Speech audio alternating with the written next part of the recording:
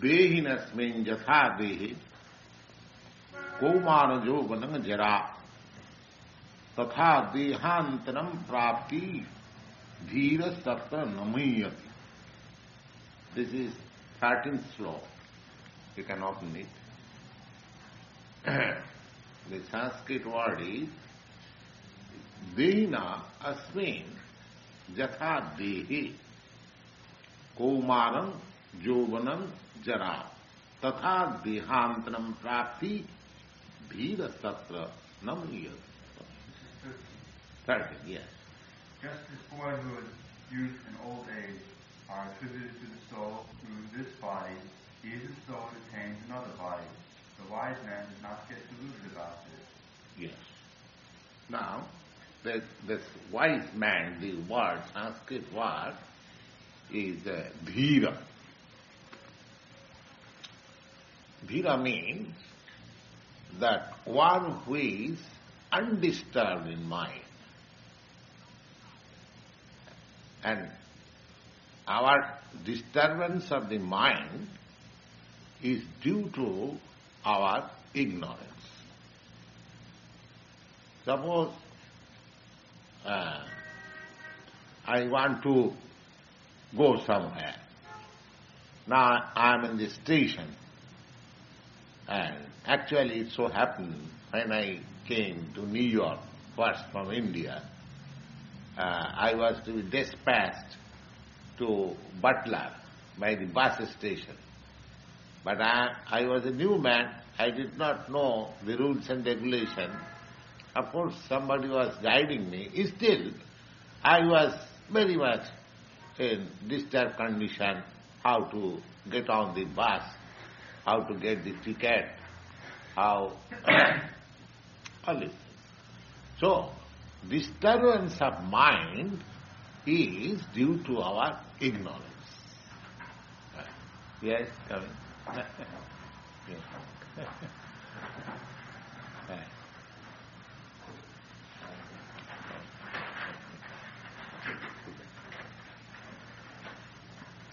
So, disturbance of mind is due to our ignorance.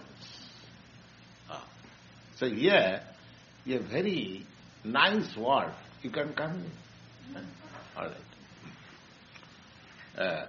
Here, a very nice word is used, dhira. Dhira. Dhira means undisturbed. Undisturbed. So, this we should carefully know that our mind in the material condition is always disturbed. Always disturbed. And this is due to our unfavorable condition. Because we are actually spirit in identity. And we have been put into material condition. We can very well experience, and we have. I got experience, and here is Captain Pandya, and he has also experience. He may be more than experienced than me. And when we pass through the sea on the ship, although we are on the ship quite safe, still when there is some storm, when there is some disturbance on the ocean, we also become very much disturbed. Because that situation is foreign to us. You see, we are not so much disturbed in the land as we are disturbed in the ocean, because we know that our position in the ocean is not our natural condition. So we should note that disturbance is due to our unnatural condition. Otherwise there is no question of disturbance.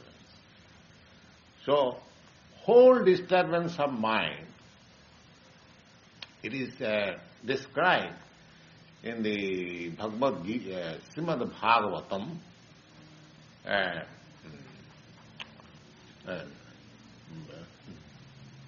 Tatsādhu manne suravajya dihinam sada samudvigna dhyam asadgraha ityatmaghatam grihanda kupam vanangatojat harimasrayeta. This is a verse in connection with talks between Maharaj Prahlad and his father Hiranyakasipu. His father was gross materialist, Hiranyakasipu. Hiranya means gold, and Kasipu means a soft bed. So materialists, they are concerned with gold and soft bed for enjoyment, you see. So his name was Hiranyakasipu. And the Prahlad, his son, Prahlad means Prakishtarupena Allhad. Allhad means pleasure. He is always full of pleasure. He has nothing to do with material, because material pleasure cannot give us pleasure. It is our mistake. But because we have no information of the spiritual pleasure, and because we are conditioned by this material body, therefore we seek pleasure through matter. Now, we have to raise ourselves from this position, and then we can get unlimited pleasure. We want pleasure, but we do not want such pleasure which ends. We want a non-ending pleasure. That is our heart's desire. But in material pleasure, we cannot have that pleasure. Even if you take a very good foodstuff, just delicious, still after taking some portion of it, you will feel yourself satiated. Then that very foodstuff, you will say, no, I don't want anymore. Because that ends. So that is not real pleasure. Real pleasure is defined ananta. Ananta means that which has no end. So that pleasure you can have only when you are spiritually realized soul. That is possible. That is possible.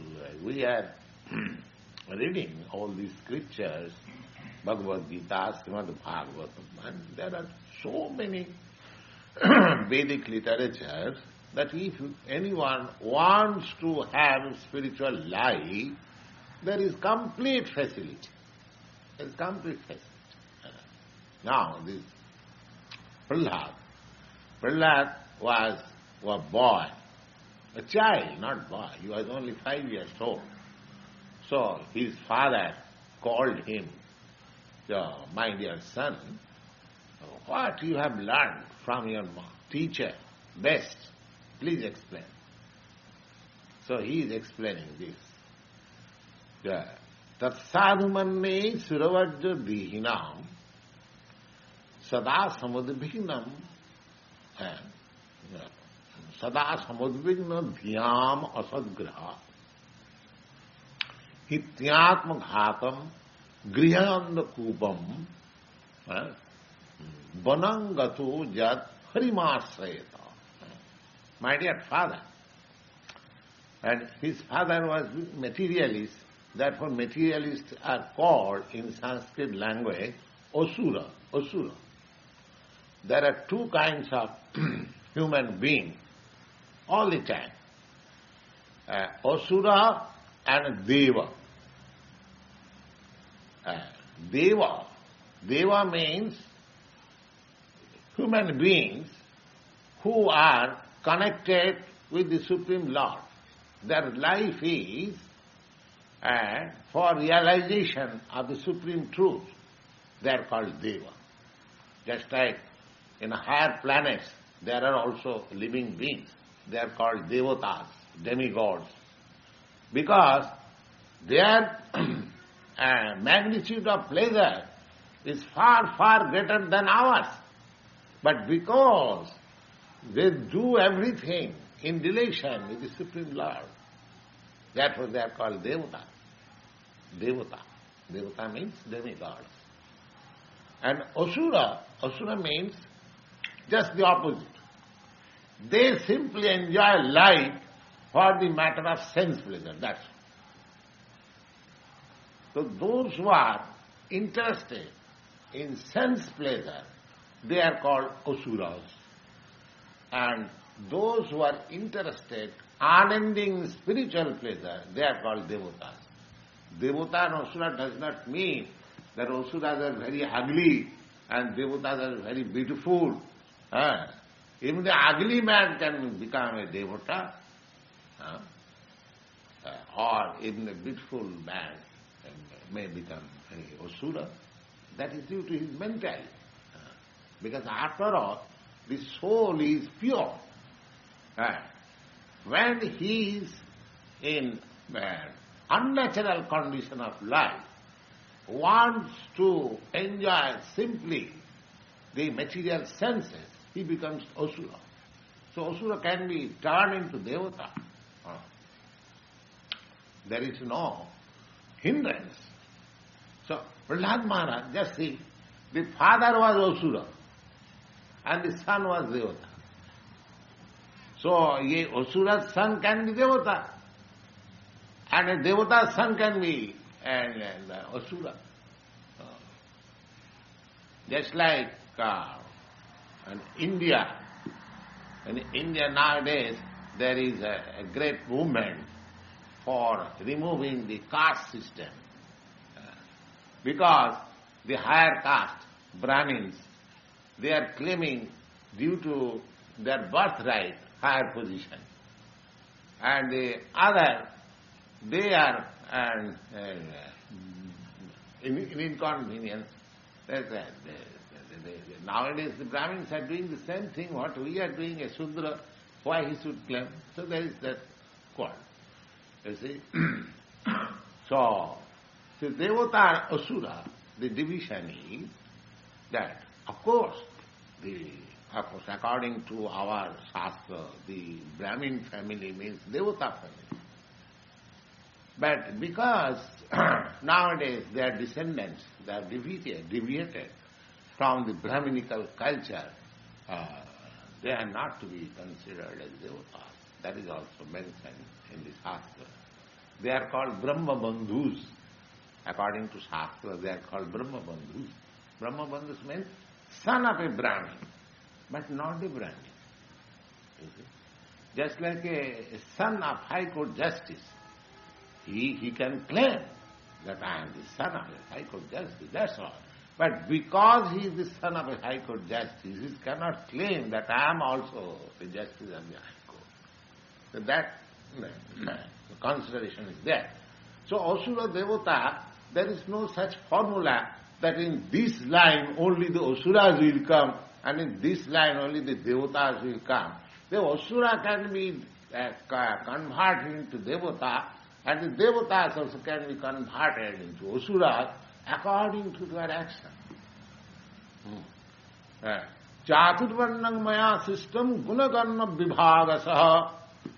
In the Bhagavad-gītā you find that this whole division of caste, that is created by me, maya system, I have created.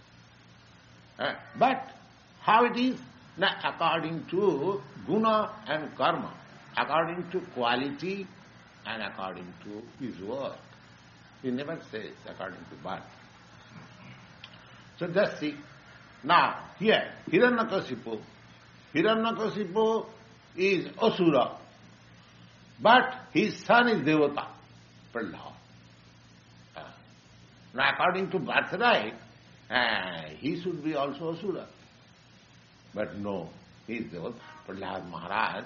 Prahlad Maharaj is counted one of the 12 great personalities who can distribute transcendental knowledge. They are called Mahajan. Now this Prahlad Maharaj, because he is Mahajan, his statement should be accepted. So he is saying to his father, Asura Vajja, my dear father, you are the greatest of the Asuras. Asura Bharya. Bharya means greatest. So if his father, he addresses his father Asura Vajja, Asura, because your aim is simply sense pleasure. Is it? So, Tatsadu manne Asura Vajja dihina. The father asked the son, what you have learned the best thing. So he is also saying, sincerely, and before his father, the best thing. That, my dear father, for the dehina, here also the same thing, dehina. Dehinas means yatha dehi.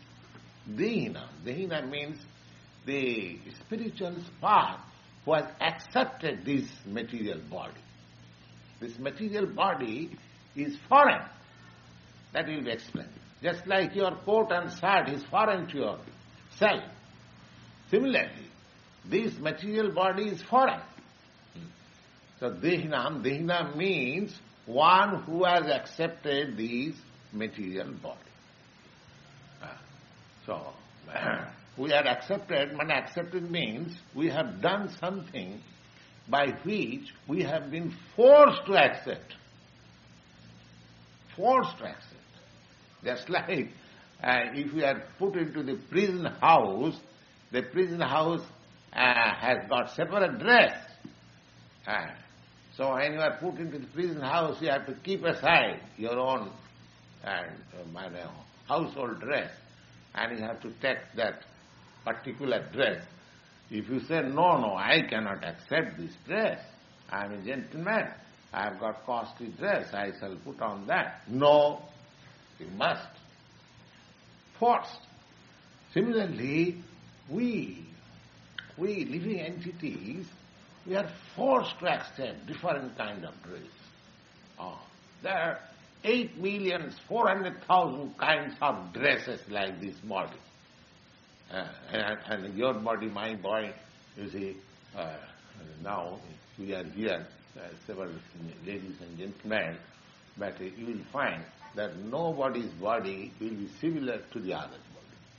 And God's arrangement is so nice that everyone has got his particular body according to his work.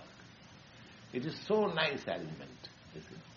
You will find millions of persons and everyone will find different from the other. You won't find two similar persons.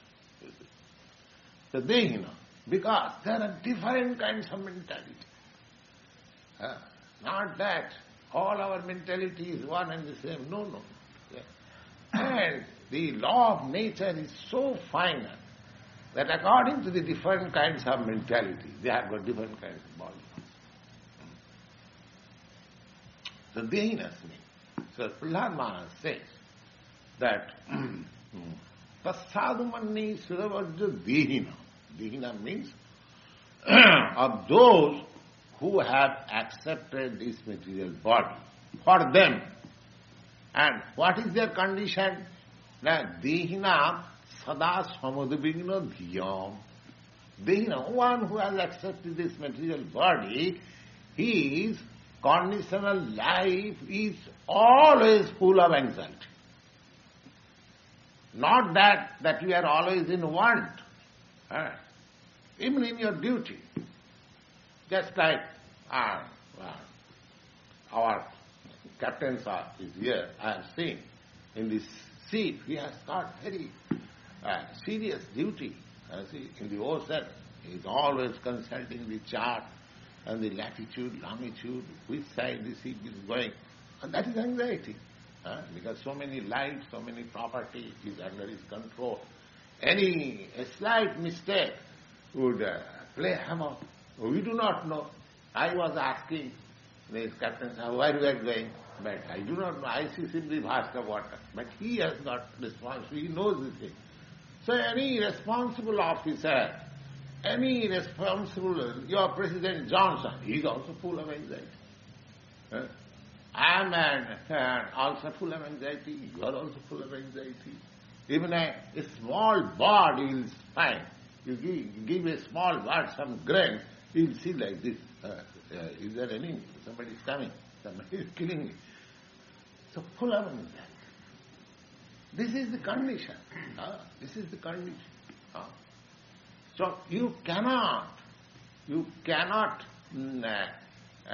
be free from the anxiety. Dehina, Prahlad Maharaj says, Sada samadvigna dhyam. And why this anxiety? Na asadgrahat. Asadgrahat. Because he has accepted this temporary body.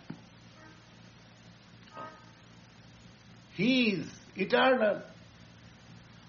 A living spirit is eternal, but he has been forced to accept this temporary body. This is my position. One should be conscious of his precarious position, that I am eternal, but I am encased in a temporary body, which will not exist.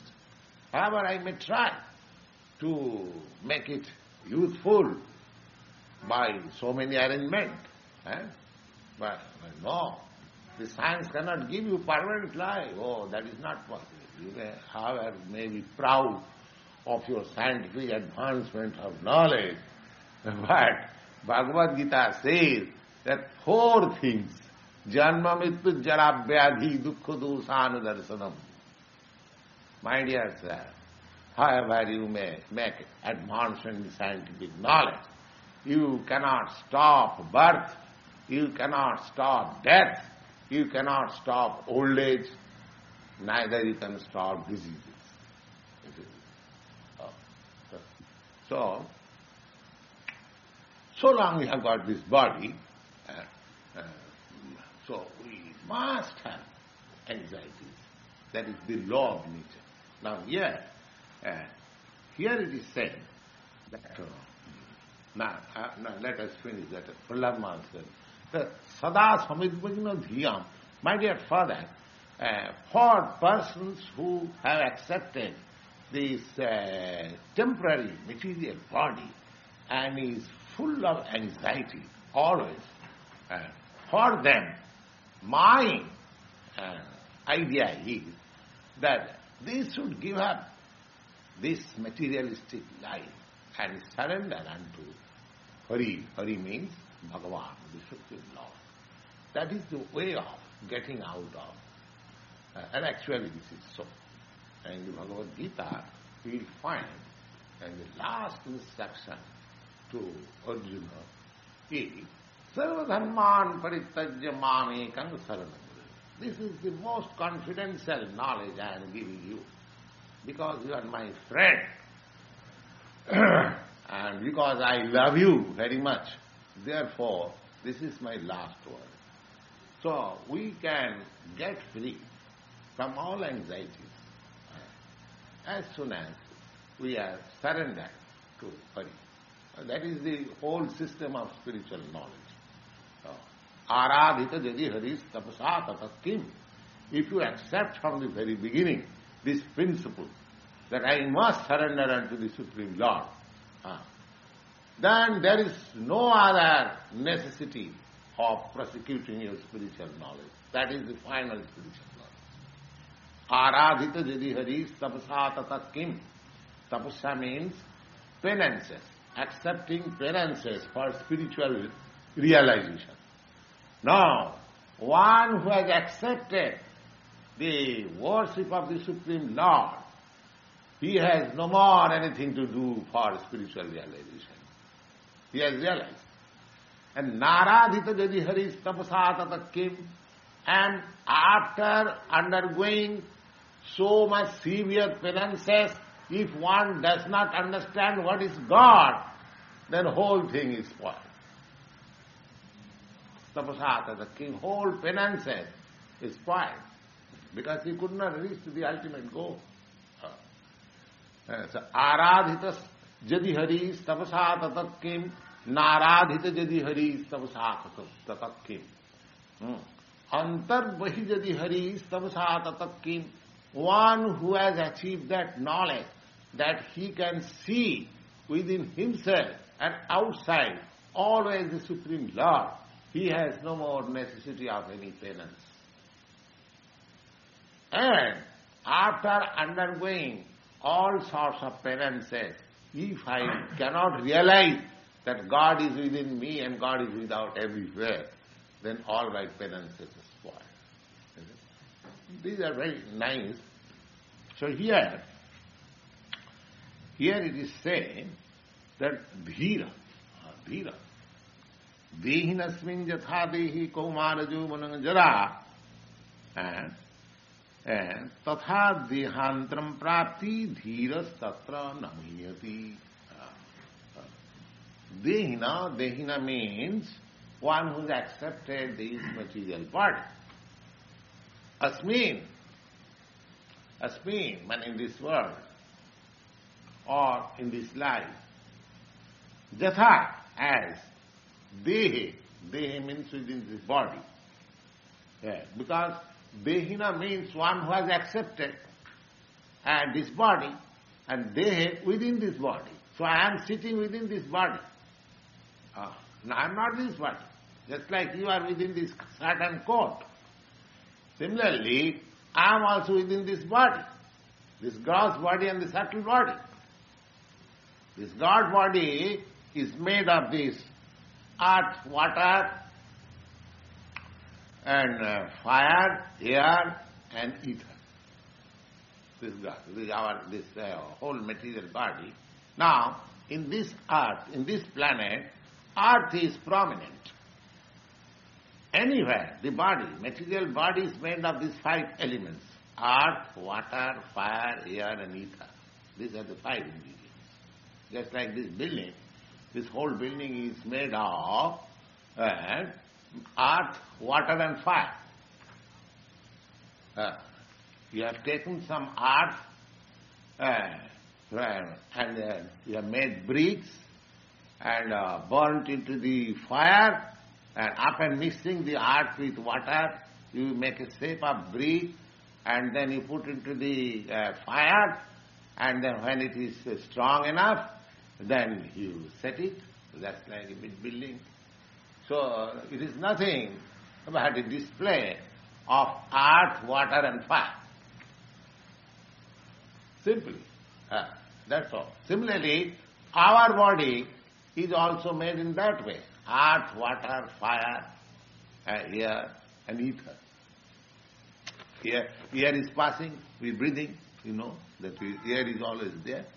This outer skin is earth, and there is heat in the stomach. Without heat, you cannot digest anything, you see.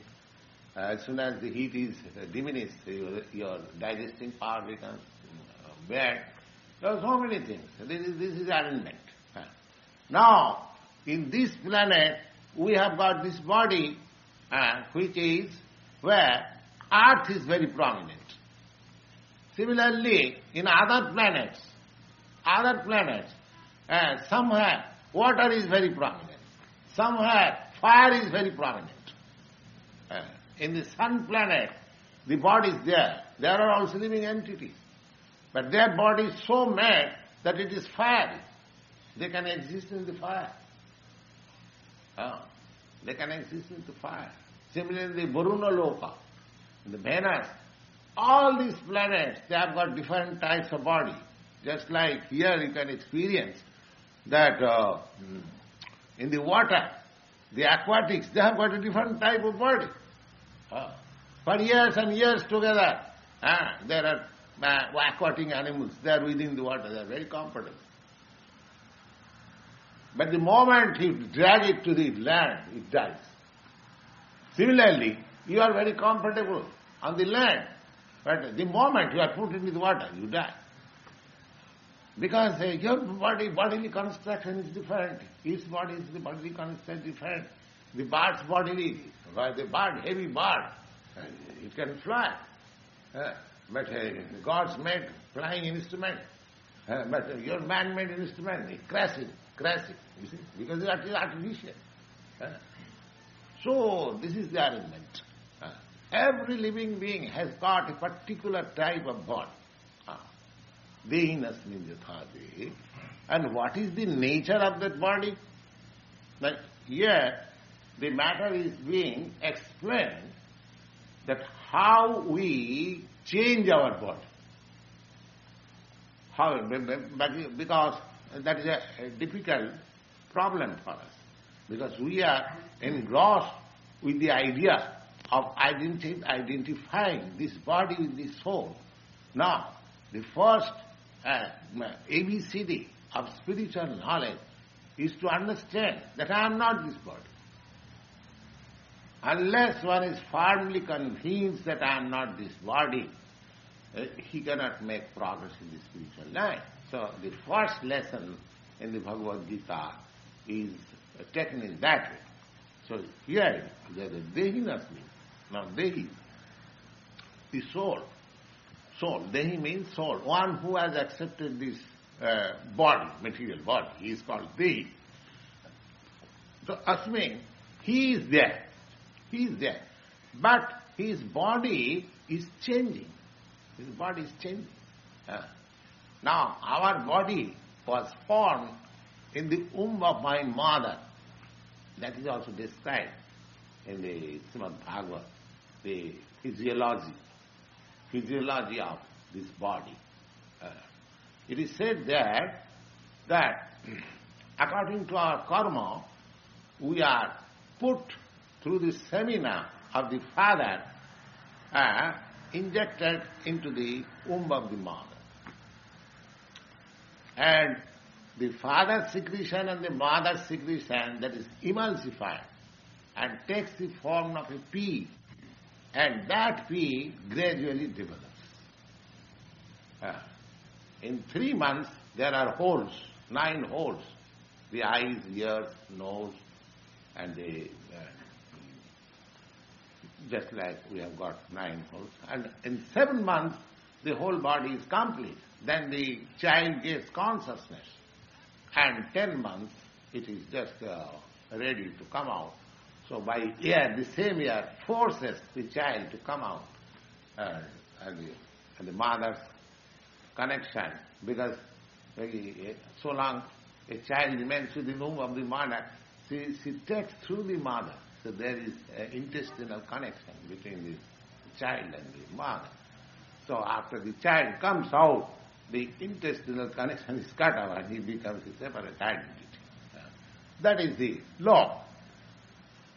Now, our point is, as from the mother's womb, from the very beginning of her birth, as the body develops. Similarly, after coming out of the body, it also develops. But the spirit spark is there the same. The body takes development. So, now, that development from this small child, he becomes a bigger child, then becomes a boy, then becomes a youth, then gradually an old man like me, and then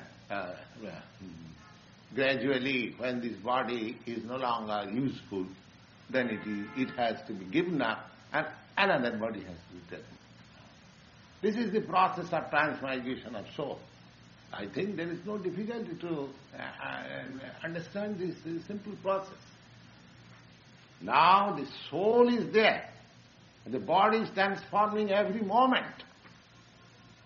Every moment. Imperceptibly.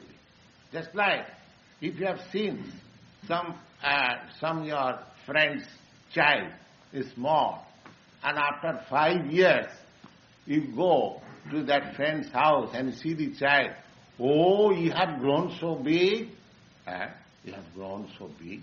But the father, mother cannot see, because they are seeing daily, they do not see how my child is growing.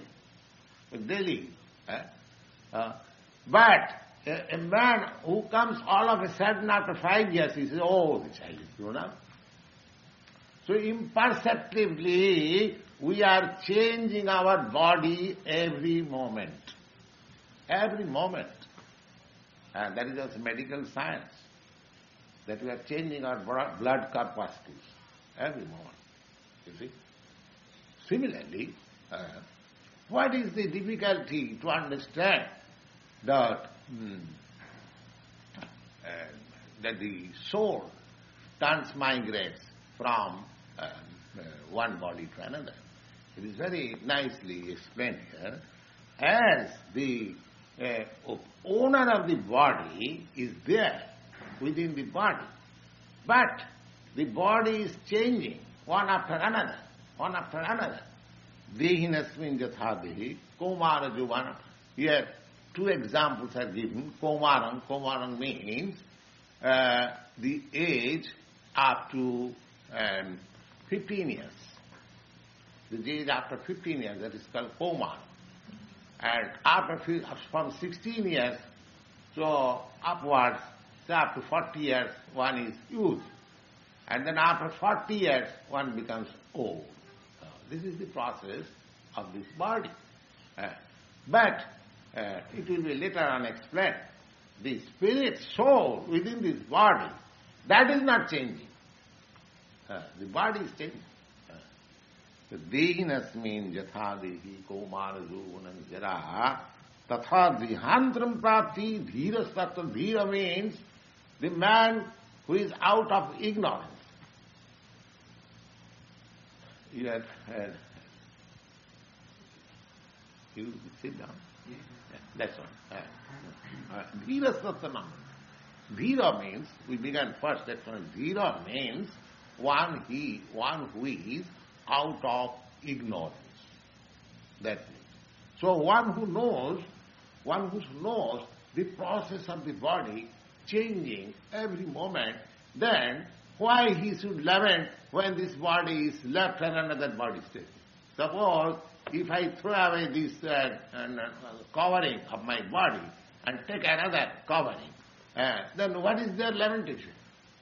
What is the cause of lamentation? And one should be rather glad that the old garment is thrown away and one new garment is taken up. So this question, because Arjuna was disturbed that how can I fight with my grandfather? That is all right. That is my duty to fight. But how can I fight with my grandfather Bhishma, with my teacher Dronacharya? It is not possible. So, he is playing the part of a fool, but he was not a fool, but just to teach us. Unless he becomes a fool like us, why this Bhagavad-gītā will come? The Bhagavad-gītā, just like it is play. Krishna is constant companion of Arjuna. So Arjuna cannot be put into that ignorance. It is for our benefit that by the will of the Lord Krishna, Arjuna is put into that sort of ignorance. So he is asking Krishna all these questions, just like a foolish man, and Krishna is giving instruction, so that it is being recorded in the history of Mahabharata for future generations. So here, Arjuna, he was declining fight, that how can I fight with my grandfather? You see, he is respectable, he has brought me up since my father's death, and he is my teacher, Dronacharya. He has taught me this military art. Whatever I am warrior, my expertness is due to him. And do you think, Krishna, I shall kill them? No, I can fight with them, I can kill them, but it is not my duty.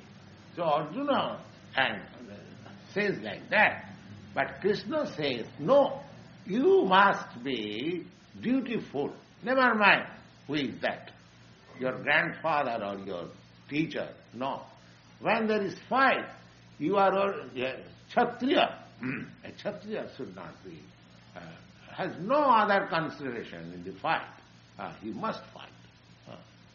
So here is the thing, see, that Krishna does not say that you become a non-violent. No, never says that. When there is question of fighting for right cause, you must fight. There is no question of becoming non-violent. Now, he is saying that don't be aggrieved, and even your grandfather Bhishma dies, even your Dronacharya, it will be good for them because they are now old enough. And as soon as they are dead, they get a new body. So you should not be discouraged. Then one thing is that we mean to say that therefore a man should be killed. No. We cannot kill without reason. No, that will be a great sin. But this is a fight. This is a fight for a cause. They are not killers. It is said that a Kshatriya who lays down his life in the battlefield, he at once rises up to the higher planets. Because for right cause, if one lays down his life, just like so many people, they lay down their life for the cause of the country. Do you mean to say they are sinful or they are going to hell? No. Those who are laying down for the good cause, their life, their next life is very brilliant. But if you commit suicide without any reason and written or without any cause, then you will be sinful. You will be sinful. These are, of course, we get knowledge from this. So, dehinasmin jatha dehi kaumanajovanang jada tatha dehantram prapti dhirastattam. So dhira, one who has got complete knowledge of the constitution of this body and the constitution of the spirit soul, they are not aggrieved when a soul transmigrates from one body to another. That is the sum and substance of the whole this verse. Now, here some philosophical question may be raised. There are two classes of philosophers that after liberation, after getting out of the body, the soul amalgamates with the Supreme Soul. That question we have already discussed. Still, there is no harm discussing it again, because any substance and knowledge, if it is discussed one after another, twice, thrice, it is better. Now, Krishna finds out that every soul is individual soul. Every soul, and that is our experience, that every one of us, we have got some individual consciousness. Not that my consciousness is just equal to your consciousness. I do not know what is going in the soul. We are all individual souls. But according to Mayavadi philosophers, they say, just like the sky, the ether is everywhere, within your body and within mine and within everyone, that the ether has taken a form due to this particular body, but when the body is vanquished, the ether amalgamates with the greater ether. This is called ghatakas patakas. Ghatakas patakas means Akash is here. Now, Akash means ether. Ether is here. Now, that ether, now this body. Now, this body, there is also ether. Now, as soon as this body is destroyed, it is burned or it is in another way destroyed, that this ether within my body becomes amalgamated with the greater ether. So, this sort of assertion is not accepted in the Bhagavad-gītā. Because the first reason is that ether is a material thing. Ether is a material thing. And the soul is spirit. We'll have in the later slokas that soul cannot be cut.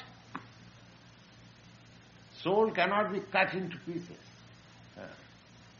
The spirit cannot be achidhyam adajayam. We'll get those slogans. Soul is never can be cut into pieces. You see, just like here is a paper, I can tear this paper into pieces, but it is not possible for the soul. Then it loses its eternity or its stability. You see? So we cannot compare ether with soul because they are two different subject matter. You see? Analogy, now those who are present here, those who have knowledge of logic, analogy is possible when the two things are when there are greatest number of similarities of two things, then there can be analogy. Otherwise there is no question of analogy. Just like if I say, oh, this lady's face is just like moon. Now, there must be some similarity in this face and the moon. As the moon is bright and very beautiful look at, therefore this face must be very beautiful and very bright. And if the face is ugly, how can I compare with this moon? So, whenever we make some analogy, there must be points, greater number of points of similarities. Now here, ether is a material thing and soul is spiritual thing, so there is no similarity at all. At all. And besides that, so a soul, the individual soul is different from the very beginning. Nitya Sasvatuyam. In later verses we come to understand. The Lord says that these individual souls, they are my parts and parcels. Mamaivaංsa jiva bhuta. Jiva bhuta, these living entities, they are my parts and parcels. How it is that? And I can give you a very good example. Just like the sun and the sun ray. What is the sun ray? Is sun ray, if you analyze physically, you will find small molecules of raising atoms, shining atoms. This is material, you see. The sun ray is nothing but combination of shining atoms. It is not an homogeneous thing. Anything you take, you are artist, you take a point, any color, any photograph, if you analyze it with a microscope or magnifying glass, you'll find so many spots. Is it not? You are also artist. So, in God's nature, there is nothing homogeneous. There is nothing homogeneous. All molecules, atoms, particles, even in the matter. So similarly, we living entities, we are also spiritual atoms. We are spiritual atoms. And our magnitude also has been assayed in this Shastra. That magnitude is stated in the Puranas that Kesagra Satabhagasya Satadha Kalpitasya Cha Kesagra, your hair, I have no long hair you have got. Now you can see the point of the hair. Kesa Agra. Agra means the point of the hair. Kesagra Satabhagasya. Now the point of the hair you divide into 100. That is imaginable. That is not imaginable by you. How the point of the hair can be divided into 100. Kesagra Satabhagasya. Now take one part of that division and again divide into 100. This is beyond your experience, beyond your power. And by arithmetic calculation, the mathematicians say that the point has no length and breadth. Oh, this is a disappointment, because he cannot measure the length and breadth of the point, therefore he says like that. But point has length and breadth. Anuraniyana mahato maya. Therefore, a certain class of philosophers, they are astonished simply by seeing the great magnitude of the Lord. But there is smallest, anuraniyana. There is much smaller than the atom magnitude. That is beyond our experience. Therefore we say nirakar. Nirakar means we cannot calculate the akar, the actual form. Nirakar does not mean that it has no form, it has form. That they say that the point has no length and breadth. Similarly, the soul has everything length, and within that point it has got his head, leg, everything, consciousness, everything there. And because it is beyond the calculation of our human knowledge, therefore they are disappointed. Nirakar, not nirakar. It has akar. But we are, our senses are so blunt that we cannot calculate. Now in these days of scientific advancement, you take a dead man, you sit down. Now we can see how the soul transmigrates from this body to you cannot see. You cannot see.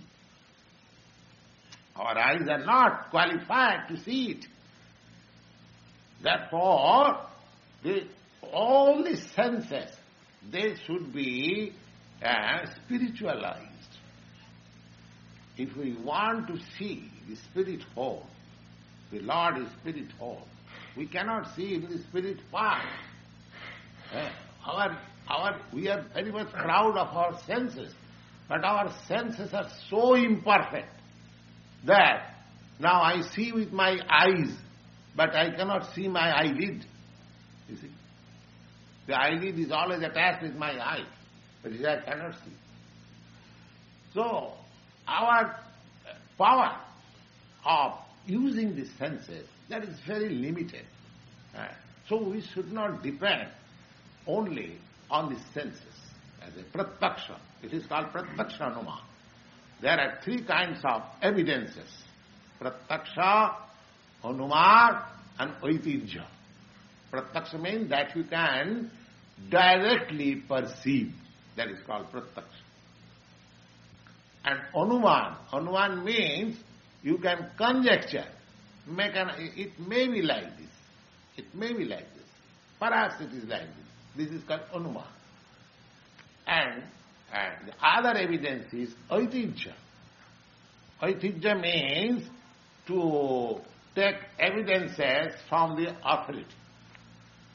So, out of these three evidences, this aitijya evidence, just like we are taking instruction of Bhagavad-gītā. Sound vibrated by the greatest personality, Sri Krishna. That sort of praman is accepted. That is the best. This is the best way of acquiring knowledge. Because so far direct evidence is concerned, it is impossible because our senses are so imperfect, we cannot have anything. We can have some direct experience of certain things, but not for all. Especially for these spiritual things, which is beyond our experience. So pratyaksha means direct evidence you cannot have.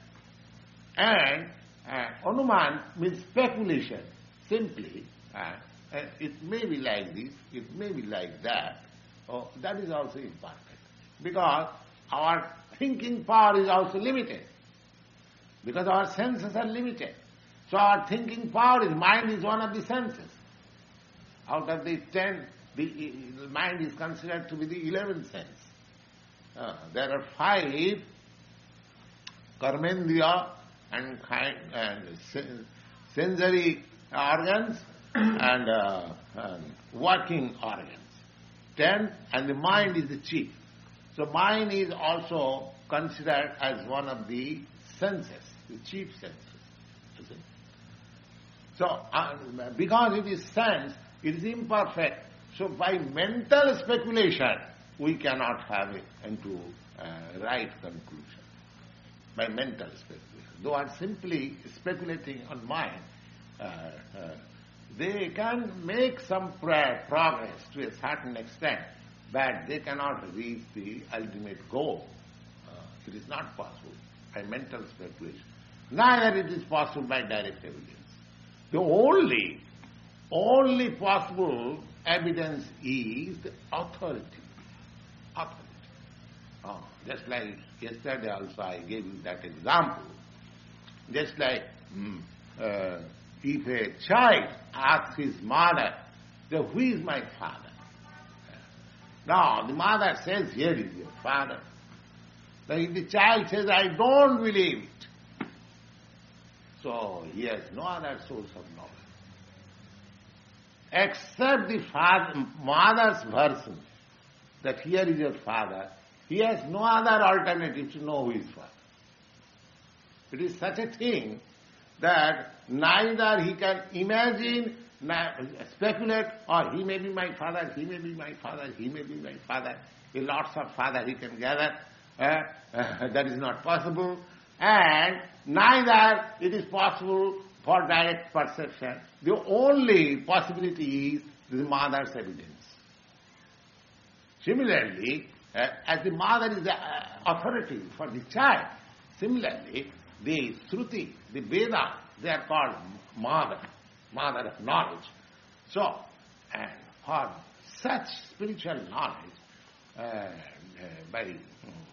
we have to accept the authority. Now here, the Bhagavad-gītā is authority. It is accepted.